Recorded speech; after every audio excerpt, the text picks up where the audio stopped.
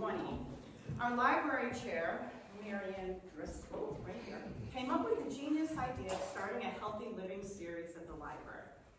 We started with strength and conditioning, 1 day a week, which quickly went to 2 days. We then added a walking group, yoga, drop-in pickleball, and a speaker series, people who came to talk about a wide variety of issues under the umbrella of health and wellness. So today's program is perfect for our Healthy Living series. The title is Defy Your Age Through Movement, a physical therapist's prescription for lifelong strength. Our speaker, Katie D'Amato, is a doctor of physical therapy and a certified Vinyasa yoga instructor. She is the founder of Balanced by Katie Physical Therapy, Yoga, and Wellness, Inc. She blends sports medicine physical therapy with the techniques and principles of yoga to provide holistic care for her patients. Her mission, and I think passion, is to provide longevity and injury prevention care for people of all ages, but particularly fitness-minded adults.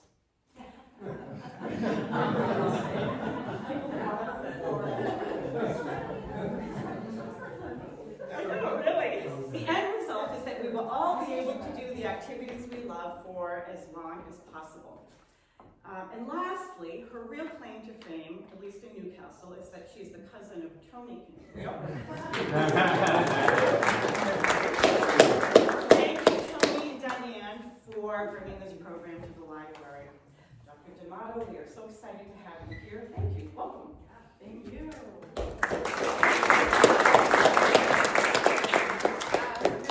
Thank you for having me. Okay, so I like this fitness-minded adult. Who identifies as a fitness-minded adult?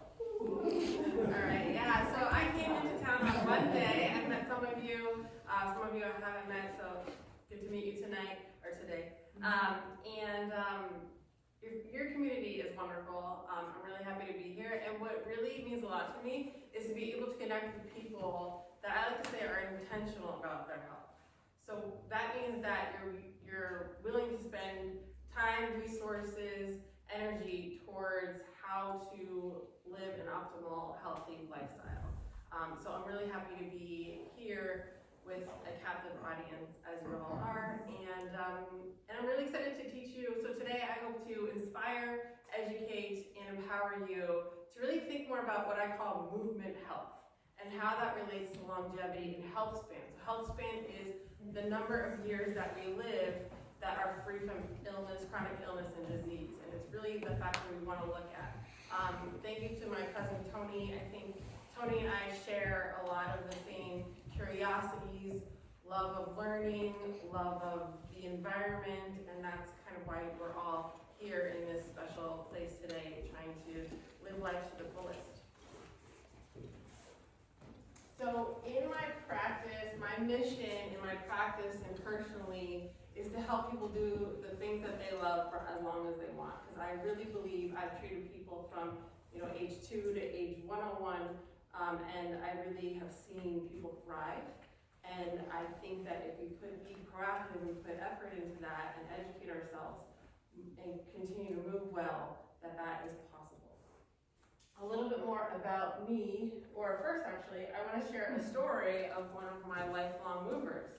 So this right here, his name is Dr. John Carson, and the story with him, I was working at a clinic in La Jolla, California, orthopedic physician clinic, so the ortho docs did a lot of the surgeries or treated people with chronic tendon tears or tendonitis, which we all know about, and then they would refer them to us, the physical therapists. So Dr. Carson was just assigned on my schedule one day, walked into work, he was on the table. He was 88 years old at the time. He had just retired from being a cardiologist at Scripps Hospital for about 54 years the year before. So he retired at 87, now he's 88. He just had bilateral knee replacement surgery. And we always talk about goals. So what do you want to do? So his goals, he lives at home with his wife in the hills of La Jolla. He wants to be able to go up and down the stairs at home. He wants to be able to, he was still an active member of a bunch of different medical and literary societies that had meetings throughout the country, so he wanted to be able to travel. He had grandchildren that were graduating from colleges, and he wanted to get to those. He wanted to swim. Swimming was one of his activities. He used to be a marathon runner, hence the knees, likely with genetics too. So this was a special person, and when you work in healthcare, sometimes you create these relationships with your patients, and they can change the trajectory of how, for me, that was 2015, so I was about, in my young 30-year-old, it changed the trajectory of where my career was gonna go just by creating a patient-provider relationship with this patient. He ended up having a lot of influence in me creating my own business. You know, when I told him I was going to create my own business, he showed up one day with the logo all mapped out for me. He was so excited for me. And then we continued to work until he passed away at 92.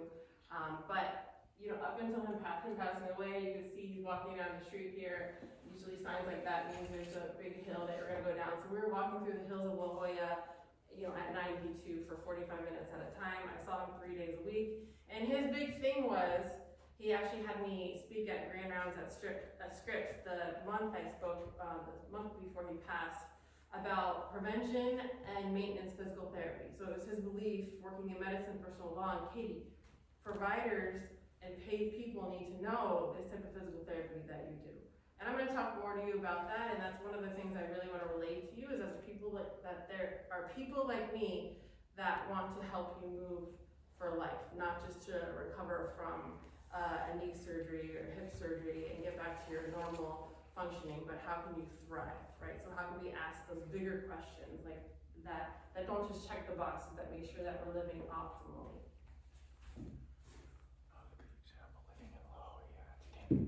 Again, more about me, I always think it's valuable to know the lens that the person speaking to you sees the world. So Christine did a really good job with my intro, but orthopedic sports medicine physical therapist is primarily what I do. I started practicing in Boston in 2010 for 2 years there at this clinic in Newton called Marathon Physical Therapy, so obviously lots of marathon runners.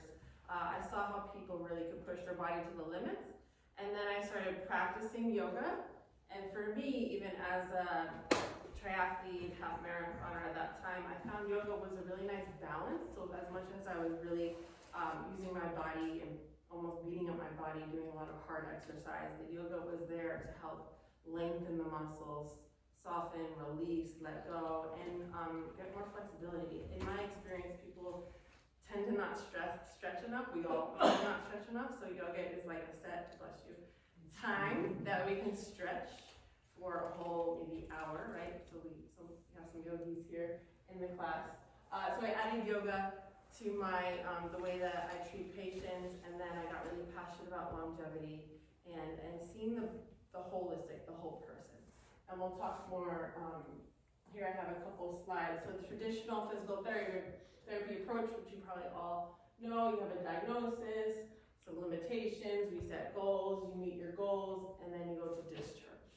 And then holistic physical therapy approach, which is how I've been practicing for the past about 10 years, 8 to 10 years since I started my own practice, is whole patient centered. So you're looking at longevity, a global movement assessment. Not only are we treating your neck, but how is that affecting what's going on at your hip, at your ankle, your balance, right? Assessing a person's readiness to even receive healing. So I like to say, sometimes it's like being present to where things feel like in their body. Sometimes we're disconnected to our body. So how can we be present and understand what things feel and have the confidence to do the scary thing? Like maybe you had fallen skiing, you had a hip surgery or a hip injury, and now to go back onto the slopes, there's a lot of mental overcoming fear avoidance that has to do with that. And just how people learn and how they coordinate their body.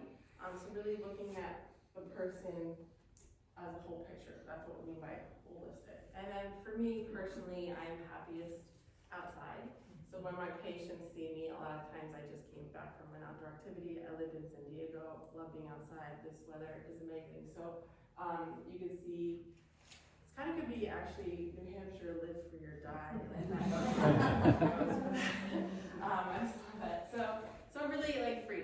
freedom to do things that really light you up and make you happy. And that's what I really try to help everybody that I see with through physical movement.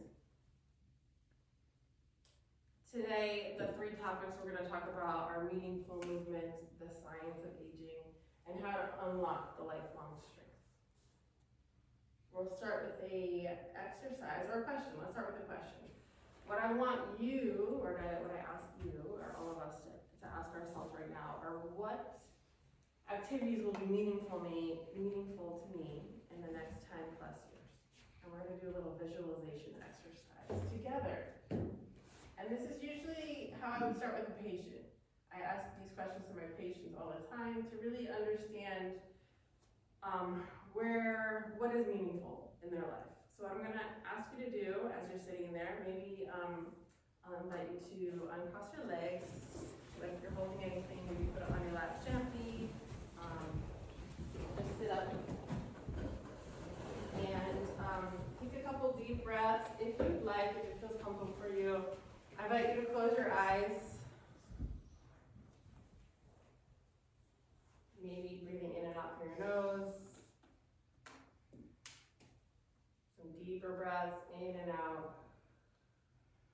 I'm going to ask you a series of questions and just take time to note what comes up for you.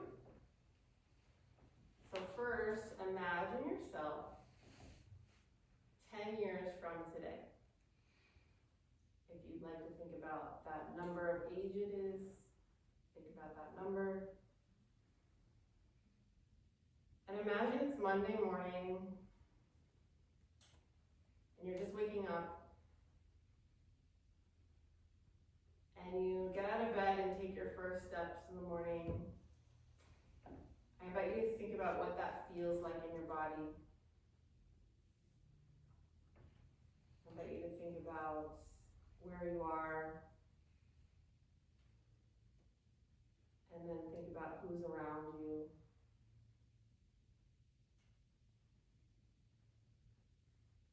And as you think about your day this Monday morning, I'd like you to think about maybe what is on your schedule for the day,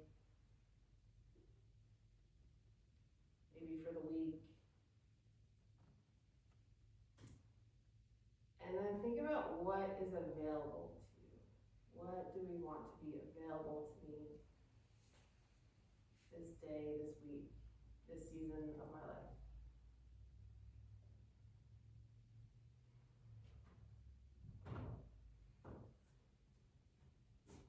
And then I invite you to take your time to open your eyes back to our room. And I asked if anybody has something they want to share.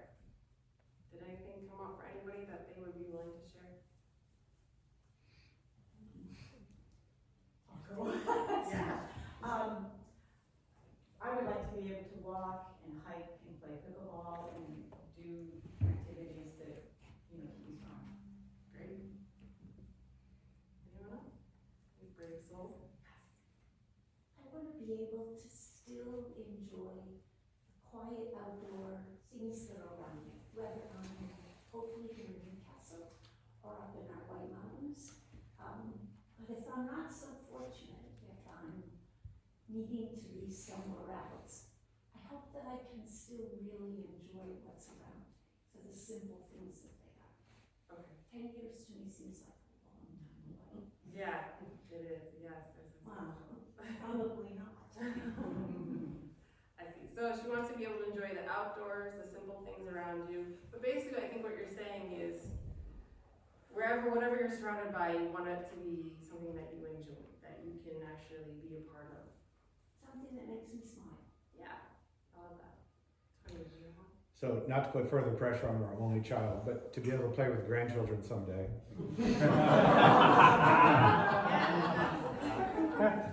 Yeah, so does anyone have anything else they want to share? So things that come up for my patients, I had one patient and I asked her that, and she was about 55, and she said that both her parents had passed away and so that was a tough thing for her to think about, which I understand. So she was kind of fearful of the future, wanted to be proactive. Other things that come up is, You know, if I am at the park with my toddler grandson and he wants me to hold him or bring him up to the monkey bars, or, you know, I lived at the beach, so a lot of times it was like if I take my grandkids to the beach and they're running towards the ocean, you know, like how to be active enough to chase or to strong enough to pick them up, all those sorts of things. I also one time had a phone call from a prospective patient who ended up becoming a patient, and I thought this was the coolest phone call. He said, you know, I'm in my mid-40s, maybe late 40s, and I always have chronic back pain. So about every 3 months, I get hit with back pain. I have to lay down for a couple days. I'm a principal at a high school. I have to miss work. And you know, my son is 13, and he knows that I love to mountain bike, and he's asking me, Dad, can you take me mountain biking? And I'm just really not sure because I don't want to hurt myself and for to go down this road of chronic back pain. Can you help me? And so something like that I love, because not only is he being vulnerable enough to reach out for help, but there is something tied to it. And I think these meetings behind what we want to do, whether it's to be with the people that we love, friends, family, and be able to say yes, I'll go on that hike, right? Yes, I'll go skiing next weekend. It's just so special. So when we think about movement, I think that's a big part of why we're moving. I'd like to go over some science as we age, to understand what we need to know, and I don't want this to feel overburdensome, because what I want to empower you is how, even though biologically, as we age, there's a lot of changes, that we can close the gap on that if we are proactive. So I want to give you both that, take from that perspective. So this is one of my former patients. He loves this shirt, right? So this is where you might be thinking, like when I say, what do we need to know as we age, right? Everything hurts. So, but what I hope to do today is try to tell you that it doesn't have to be the case, and there's modifications and things that we can do. So what's the hill that we're climbing biologically, right? These are the things I want to go over.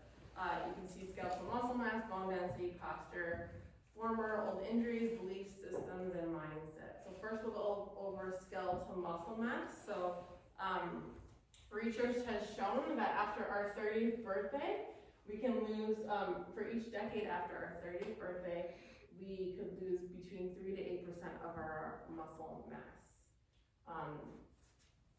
And what we can do to mitigate that, well, actually, before I go there, I want to show you this study I found, which I thought was really helpful.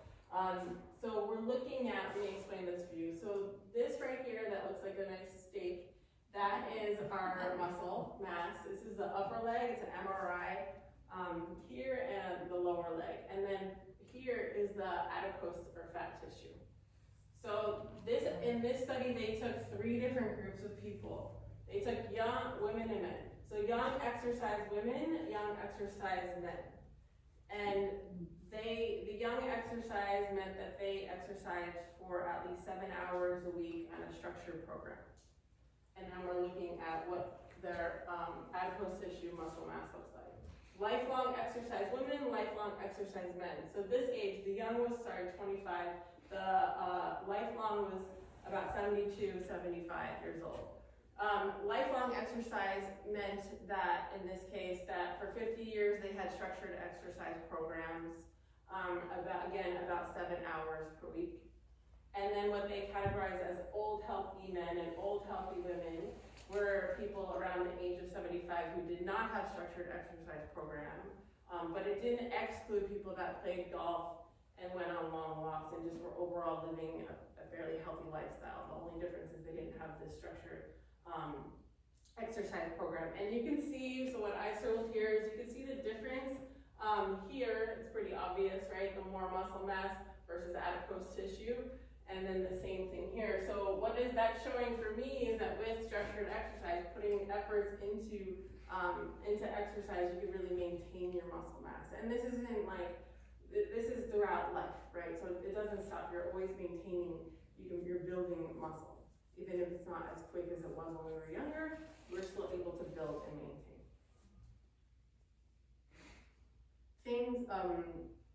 Other things that are going on as we age, we peak our bone mass as women at age 25, our peak as men is at age 30.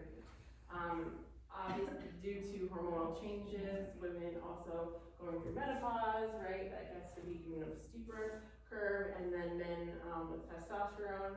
And so this is what's happening for our bone mass. I'm going to talk about what we can do to mitigate that as well. Something that your doctor probably talks about a lot, and that the lens I see with my patients is how we can make sure to load, right? Good stress, loading our muscles, loading our bones. So I promote lifting heavier things, and actually in the literature these days, especially for women's health, during and after menopause, it's lifting actually heavier. And there's a caveat to that. You have to make sure that you have good alignment to be able to lift and good motor movement patterns. We'll talk more about that, but if you think about it, and I say this to new moms all the time, they said, oh, you want me to lift that 30-pound dumbbell? I said, well, how much does your 2-year-old weigh? You know, like, we have to make sure, like, how much if you think about it, how much do your groceries weigh that you're carrying like this, or you're carrying up the stairs, or you're gardening, or whatever you're doing, like, really think about how much that weighs, and that's what you're training for. Like, we're not training maybe to be the quarterback of the football team, but we're training for life when we get, you know, in these ages. So that's just something to keep in mind. Also, like, suitcases. I like to talk about, you know, you want to travel, you're going to bring some suitcases up the stairs or whatever, right? You have to be able to lift those, because if you're not training for it, and all of a sudden you're bringing the suitcase into an overhead bin, and, you know, you're putting pressure on your back, you're not loaded, you're not used to loading through these muscles and joints, you could run into problems. This is the thought process that we go through here. I have another picture there, it's not showing up, but balance changes. So as we get older, and as we live life, right, I like to say to my patients, a lot of times we live life here, driving, reading, texting, right, everything's in front of us, so this starts happening, and what we look at is, like, we call it a plumb line, like lining up the ears, the shoulder. So this is where all the muscles are in this really nice, we call it length tension relationship. So when we are pulled forward, then we put more tension on our back muscles, because gravity is pulling us forward, so these back muscles have to work harder to hold us up. So then that length tension relationship of our muscles and joints gets skewed.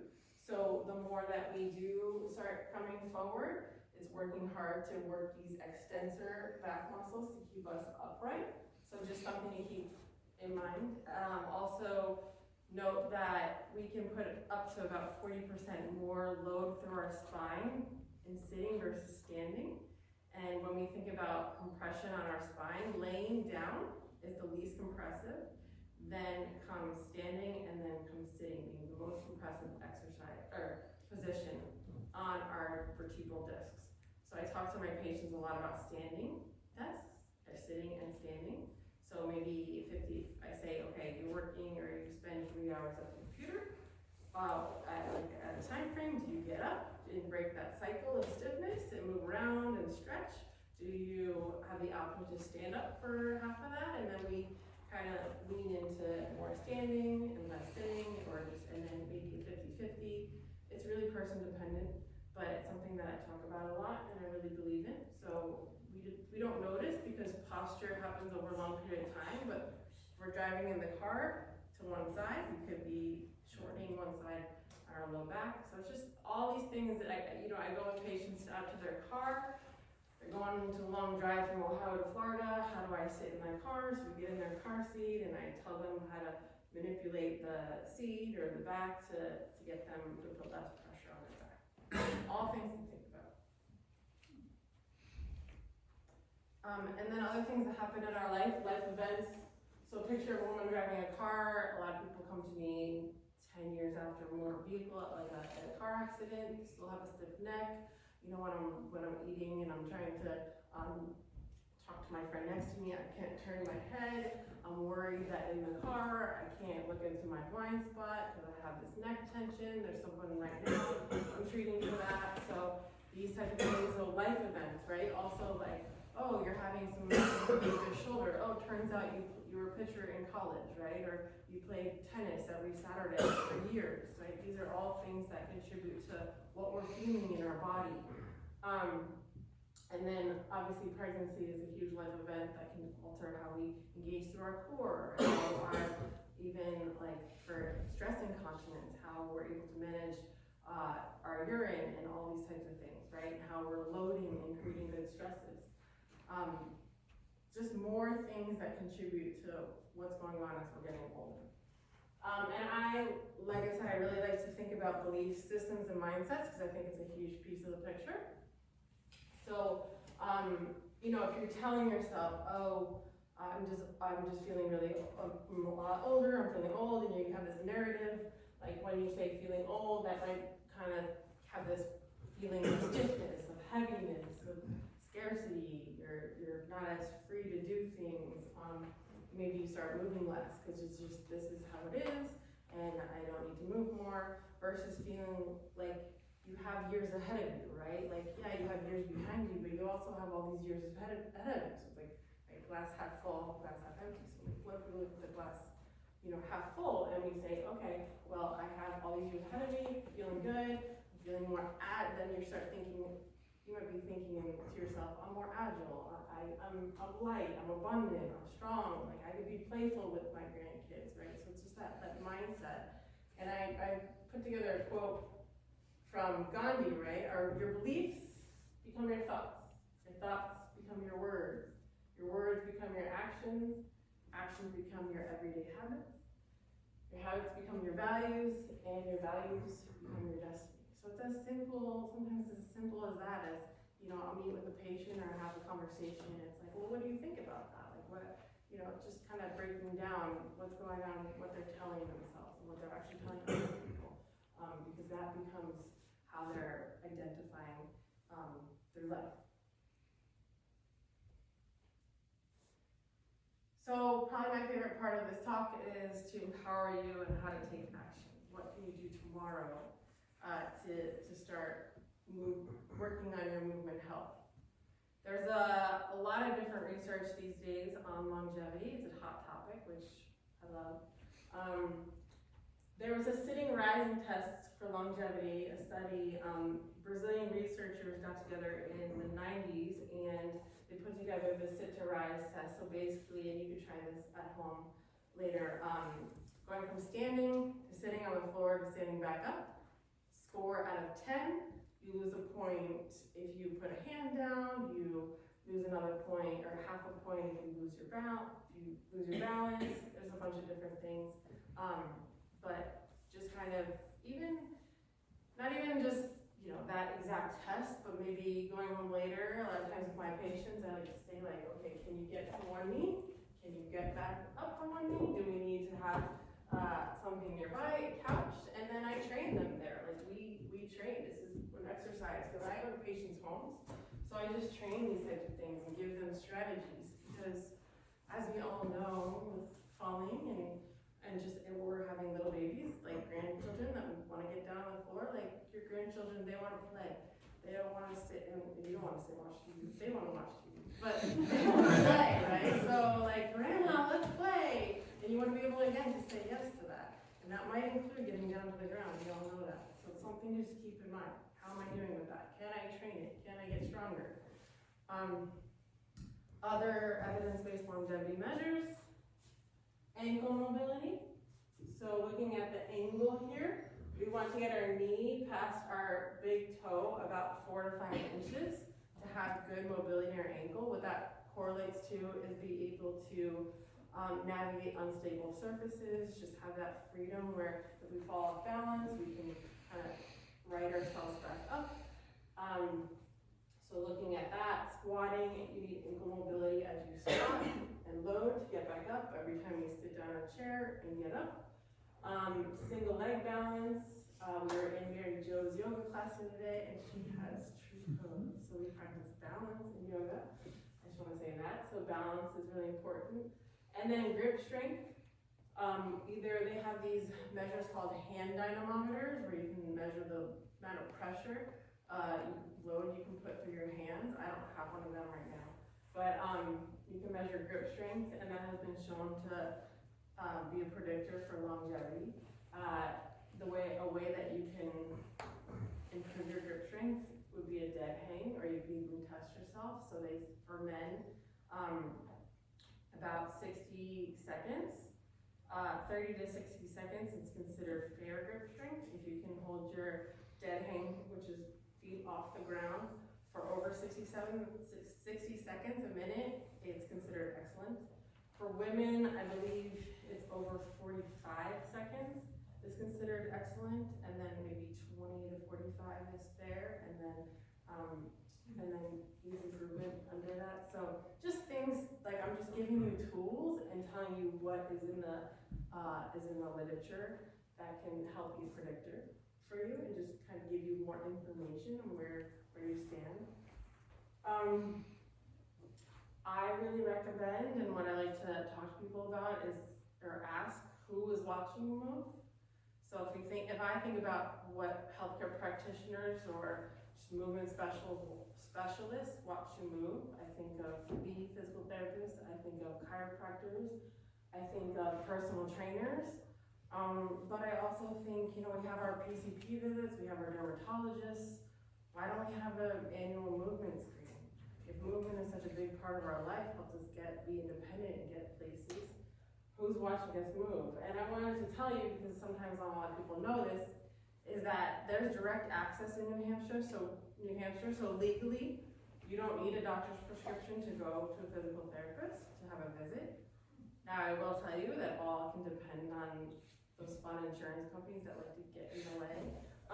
So potentially your insurance company is gonna want you to see a doctor first, but legally you can go directly to a physical therapist.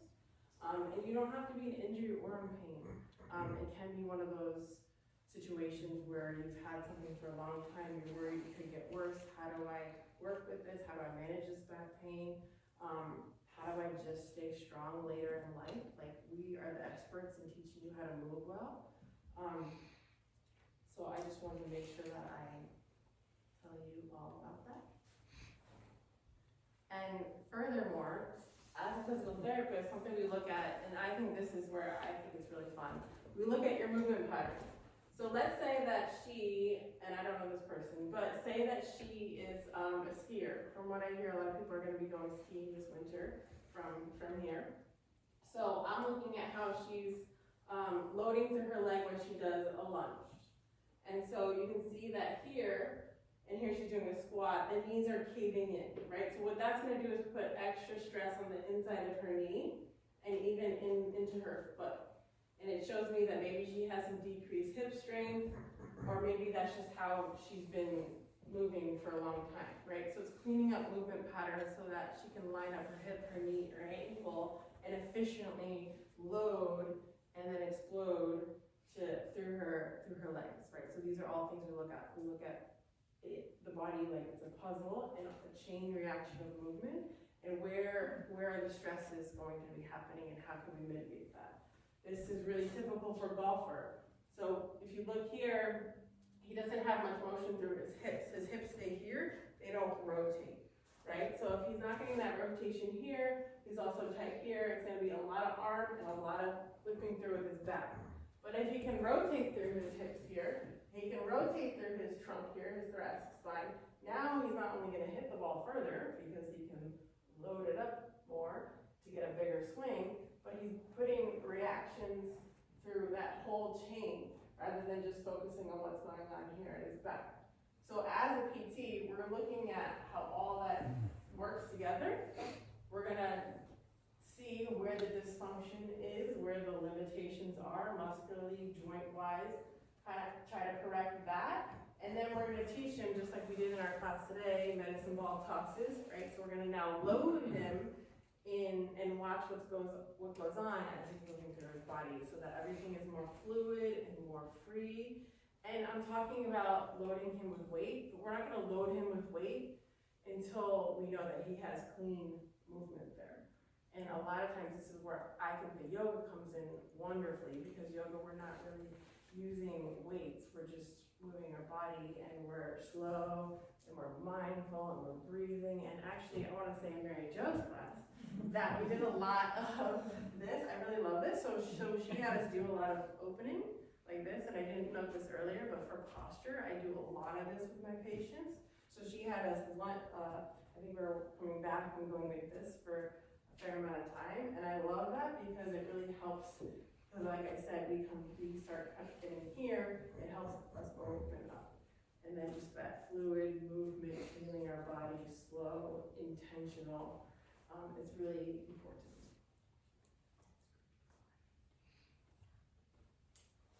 I want to empower you to make movement part of your life, and I think a lot of you here from what I've seen already do that, but just something to think about, surrounding yourself with active people, getting friends and family on board. My favorite thing is going for a bike ride with a friend, getting a coffee on the way back. We get to chit chat about what happened in our life that last week. We're just, walking, bike ride, you're just having fun together and having, and then also exercising.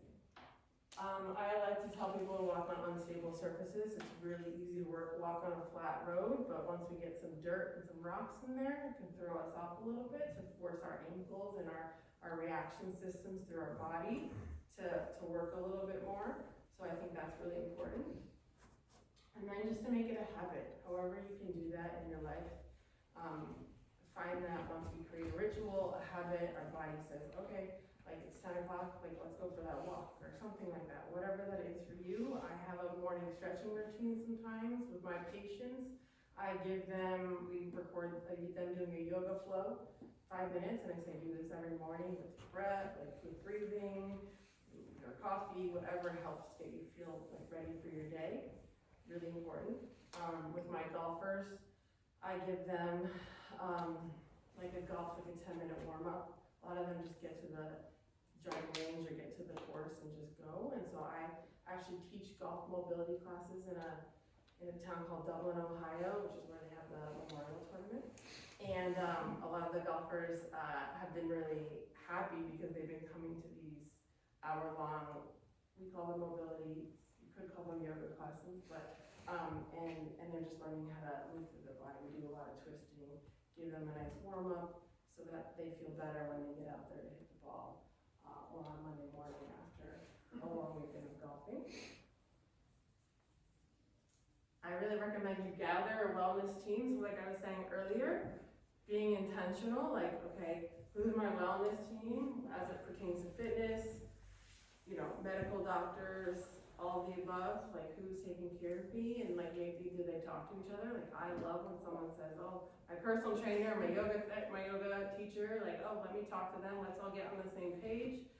These types of things can be available to you, so it's worth looking into. Gather your team, create a comprehensive program, and then focus on that maintenance and prevention. Like I said, Dr. Carson was really adamant, people need to know that prevention and maintenance is a really big key to medicine, but also to movement. And I think over all of medicine right now, there's been more research and more of a push towards like how do we prevent things rather than just treat the Band-Aid, put the Band-Aid on it. So movement is one of those things. And again, remembering your meaningful movement goals. These are a couple of past patients of mine. He's with his little grandson doing chores together. Kathy there was lucky to go, one of her favorite activities is skiing. Her 2-year-old granddaughter, that was their first day skiing together. I do not know them, but I can imagine they planned a great retirement trip and they were able to go do it because they felt really good in their body. So just things like that, like what makes life meaningful to me and what kind of physical freedom do I want to be available to me. So to kind of finish up, key takeaways: movement is vital for lifelong strength. Make movement meaningful. Be proactive, and it's really important getting a personalized assessment. Right? We're all different. We've been through different things in our life. We hold our bodies differently. Get someone who's going to look at you, listen to your story, take the time, feel seen, feel listened to. Personalized assessment, treatment, and follow-up, I think is really crucial.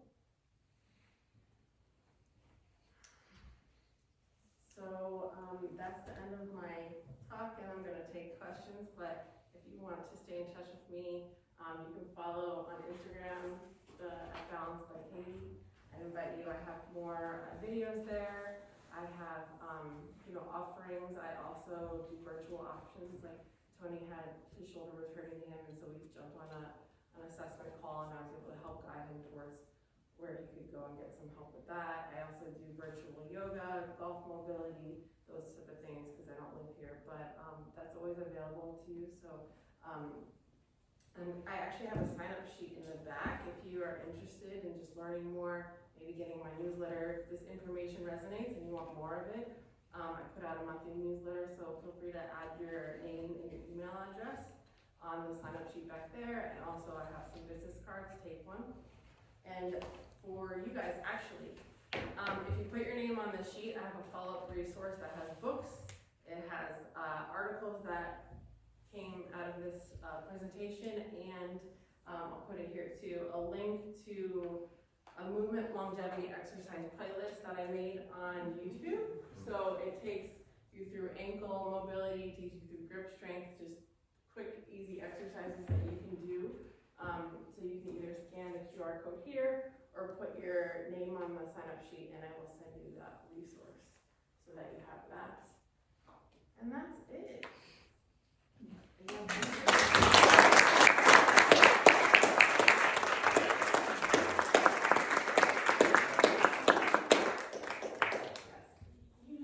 This sounds amazing to have physical therapists to help you, even if you haven't been injured. Is this typical what you do? Like, can we find this on the Seacoast? Someone who we could go to just for, like, what do we need to work on and the posture and all of that? Like, Yeah, so I would say that it's becoming more popular. What my clinic is more of a concierge clinic. It's actually a cash-based clinic, which means that I don't process insurance, but it's an out-of-network. So you get the documentation to submit to your insurance. When I started this 8 years ago, it was very new. Now, a lot more PTs are kind of opting out of the regular insurance model, and they understand how vital it is to get, like, for example, my patients in La Jolla, they would get a half hour with me, and then they'd be like, I need more, can you come to my house? And so that's how I started my practice. And so I just take a table to their house, and we utilize, a lot of people have home gyms, or I just bring basic equipment. And I don't know exactly, like I have a friend who's a provider, we used to work together, she's in Maine. So she has this type of practice for women's health. I would imagine there is, but that's something if you want to do next. What would we look up? What are we looking for? Maybe longevity in physical therapy. Okay. Or cash-based physical therapy practice. Okay. Personalized physical therapy. Yes. I am curious about the assessment piece, because Yeah. I feel like that's where you started, or that's, where you look at what you're doing and whether it's, I wouldn't say working, but is it working? Like how? Right, like this is what I do every These week. groceries, I'm carrying these groceries more easily, but is that a good assessment of how I'm doing? So when you say that, is there, or do you have online, the longevity exercises, do you have online the assessment criteria, or the assessment, I guess? Like how to assess yourself. Yes, yeah, I do have that. Okay. And I have access to that, and I think that's what it is. I think that would be useful, I think that would be fun for us to do in some way here too. How often are you in the Seacoast? I did find a direct link. Yeah, no, I was thinking we could do like, if we did a follow-up, we could do it at the gym and kind of make it more interactive. Yeah, like an actual working session. Yeah, we actually in Columbus, we were at a conference and it was 4 stations, and we tested everyone's grip strength, ankle mobility, dead pain. So, I mean, we need some equipment for that, but yeah, it's in the works. That would be fun, Marianne. Yes. Just looking at your slide and all the different ages and the size of muscles versus subcutaneous fat. If you're older and you're in the large subcutaneous fat, how difficult is it at an older age to rebuild muscle? Yeah, that is a good question. I mean, this comes from being an optimist and seeing people maintain muscle. I mean, again, I don't think you're going to build huge muscle, but I think you're going to maintain it through lifting, through regular exercise. So I don't have like the hard data for you, but for what I've seen and what I believe and what the science says, you can still be building muscle. Yeah. Yes. So what about people that have been active their whole lives and they were strong and did everything, but you have arthritis? Yeah. So that limits things like grip strength, or Mhm. running, or Yeah. a lot of things. Mm-hmm. Suggestions? Well, people always ask me about weighted vests, right? And then, that's a big trend right now. I did have a patient, weighted vests. I don't know if that's picked up. Oh, yeah. Is that good for your back though? I was worried about that. Well, yeah, so the caveat with that is knowing your posture, right, and knowing red flags for if you start a weighted vest. But I'm saying if you can't lift with your hands, like if you can't do like a farmer's carry for grip strength because of arthritis, I would say something like, I think weighted vest is appropriate for that, to try that, because then you have the weight, you're carrying the weight rather than having to carry it here. And then modifying how you can for your hands. So that's more like an occupational therapy, going through a therapy program for that, with all the different modalities. Avoiding, for yoga, we can put supports under your hands, or you can hold on to a dumbbell so that you're not putting, if your wrist pain, you're not putting so much pressure through your wrists. You can also do a lot of yoga practice on your elbows. So that's really, yeah. But arthritis likes movement. I mean, obviously, so sometimes people think, oh, I have arthritis, I can't. But actually, by moving, you get more synovial fluid movement, blood flow. It's actually really good. Staying sedentary is not good for arthritis. So maybe even getting in the pool, that takes the hydrostatic pressure, takes the pressure off your joints. What do you think about concentric training? What is that versus eccentric? Or eccentric? Yeah, so basically, to explain it, concentric is muscle shortening. For example, if I had a band here or I had a dumbbell, my bicep is concentrically loading, shortening, and then it's eccentrically lengthening. I think you need to do both. So, yeah. But there's also high load, slow movement exercise programs that I've had patients have a lot of success with. So that would be like if you were pushing and you just push it a high load but slowly, so you're not doing like tons of reps. That could be helpful. Science, I think, or question. Okay.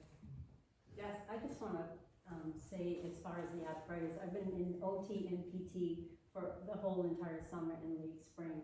So I have been suffering severe arthritis in my feet. I teach yoga, I can't even balance on my left side, but I modify.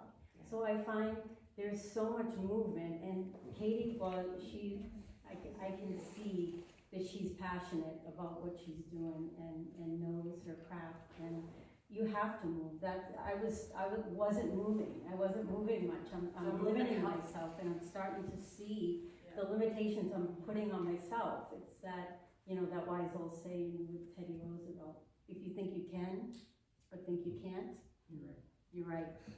So I find that I was watching something this weekend, and I just want to read this because it was women at the Cape. Some are in the 80s. So they swim and they clean the ponds all around Cape Cod.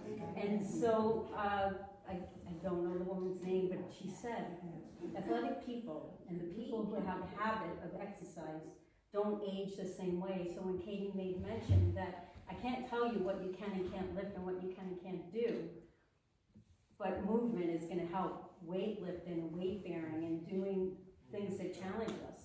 She said we all have arthritis and ailments, but find a way to keep going. So I think that has been what Christine Collins and all the rec committee have given us a gift of bringing something to us for all of us to find that movement and find what works for us and make those modifications, but don't sit there and say, I can't do it, because I was doing that. I can't do this anymore, but you know what, I still want to do things, so. Yeah, modifying, and that's why Here, I'm a professional.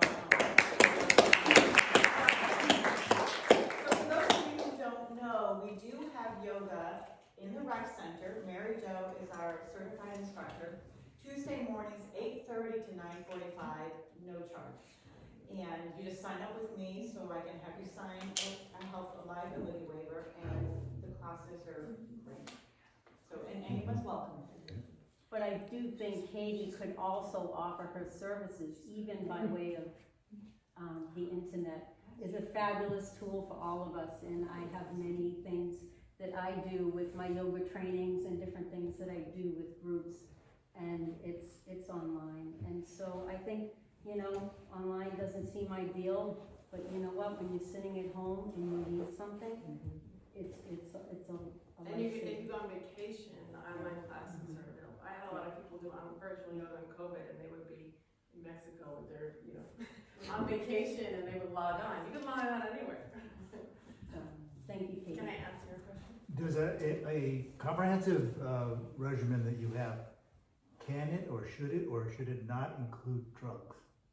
Oh, it can. Okay, because Yeah. I can't move without some of these Oh, drugs, so I'm like, no, I'm not saying anti-drugs, you know, Okay. do what you can, but I think the functional movement and taking your body into these positions of these life positions, functional means like movements that you do for life, is important to just train for life.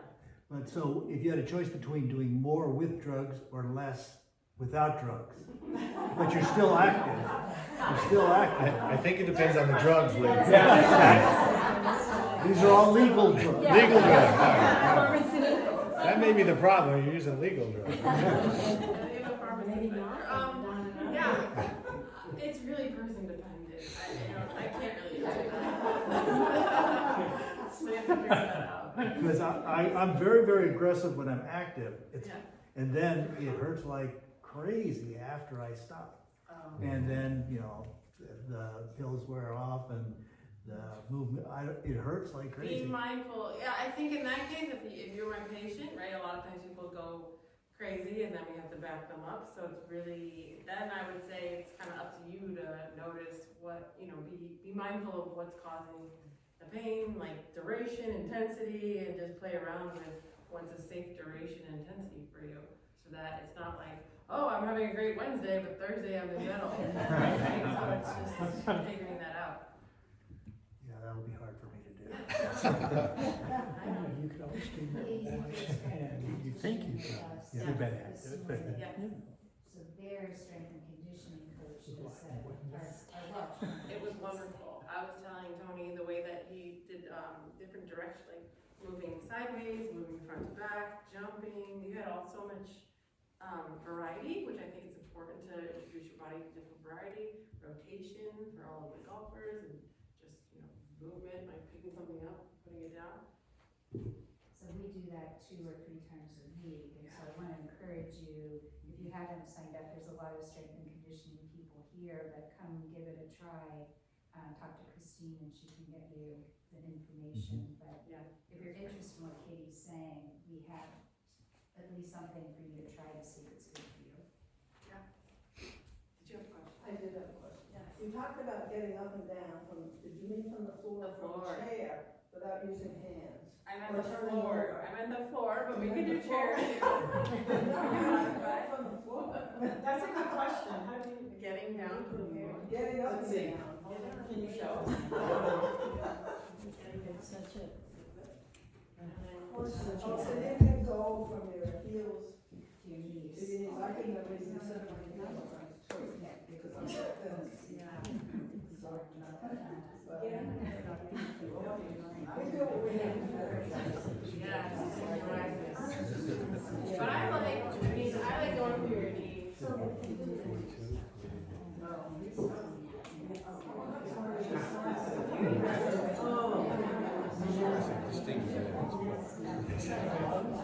And you know, for some ages, just being able to get up Okay, off the the sign-up floor, you sheet get in the bonus back, and points. then I'll put the back, I'm sorry. Is it pen? Yeah. Okay, so yeah, don't forget to sign up if you would like to get more information.